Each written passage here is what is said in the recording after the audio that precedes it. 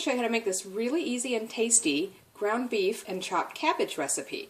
It uses ground beef or mince, and cabbage sort of takes the place of what pasta might, say in a pasta bake or a spaghetti type dish, but it's got a little bit extra flavors to it. You can doctor it up however you like. The original recipe does call for all ground beef or beef mince in it. I did mix some sausage in to give it a little more kick. You can modify it however you like. Let's get started. Okay, so this is what you're going to need. About 1 tablespoon of olive oil and 1 large onion that we're going to chop. 1.5 pounds of ground beef is what the recipe calls for. I'm using a pound of ground beef and about a half a pound of a ground sausage. So that would be about 460 grams of the beef, about 230 then of the sausage. But you can use all beef if you prefer. That's just fine. Next we're going to need a teaspoon of garlic powder, half a teaspoon of red pepper flakes or chili flakes, and then it says a half a teaspoon of Italian seasoning. I'm going to go a little bit over that, actually making my own because I don't have a blend already. I'm using a little oregano, basil, rosemary, and marjoram, but you can use whatever you have on hand. Doesn't matter.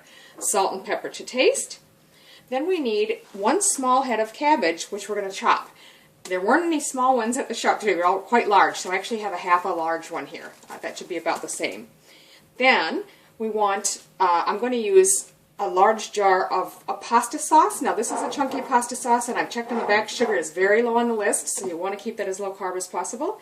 And then also I'm going to add 1 can of diced tomatoes as well.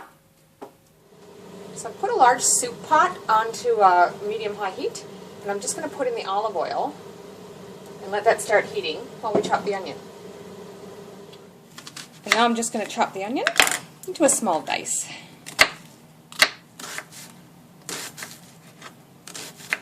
Now I'm going to add the onion first. Just cook and stir the onion in the oil for a few minutes until it just starts to turn translucent.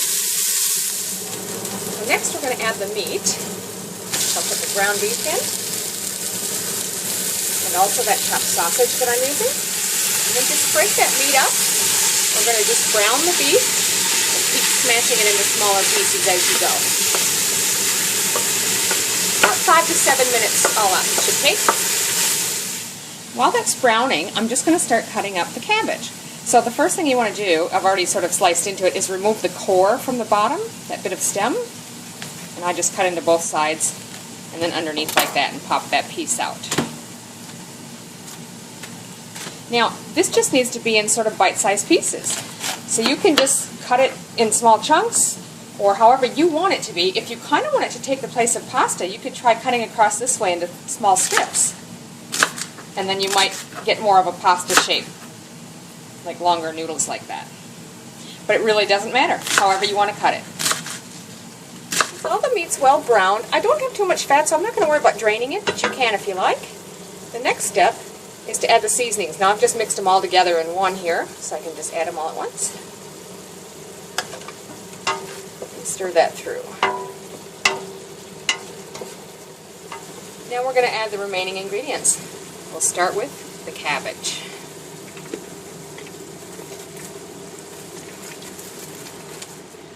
It seems like a lot, but you know that's going to cook down, so we'll be just fine. Next, my can of tomatoes. And finally, the pasta sauce. So now you just want to get down and stir that all together, and then we're going to turn the heat up to bring it to a boil. So you can see I've got that all mixed together. Now we're just going to cover this. We'll turn the heat up to high just momentarily. You can hear it just starting to come to a boil down there. There's not a lot of liquid, but I can hear it. So once you've got it to a boil, then we're going to reduce it to a low temperature, cover it, and simmer it until the cabbage is just fork tender. So maybe about 20-25 minutes, but we'll keep checking it. You can see that cabbage cooked down really well. You can see a bit of sauce in there, and it's nice and tender.